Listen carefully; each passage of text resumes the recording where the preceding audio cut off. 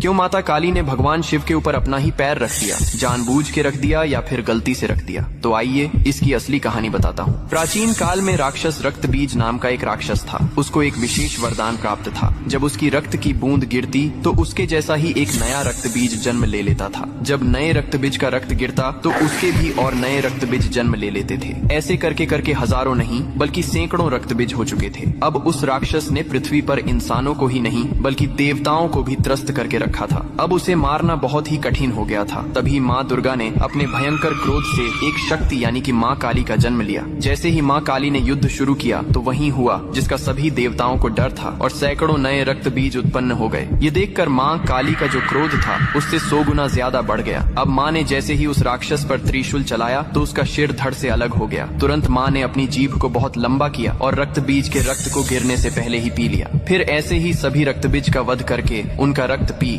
कर उनका क्रोध अब 100 गुना से 200 गुना बढ़ गया था। धरती कांपने लगी थी, समुद्र मथने लगे थे, देवता भयभीत होकर इधर उधर भागने लगे थे। तब देवताओं ने भगवान शिव से प्रार्थना की, हे महादेव, आप ही माता काली के संताप को शांत कर सकते हैं। शिव ने देवताओं की पुकार सुनी और माँ काली के सामने युद्ध भूमि में पहुंच गए। लेकिन माँ अपने तांडव में इतनी लीन थी कि उन्होंने शिव को भी नहीं देखा। तभी भगवान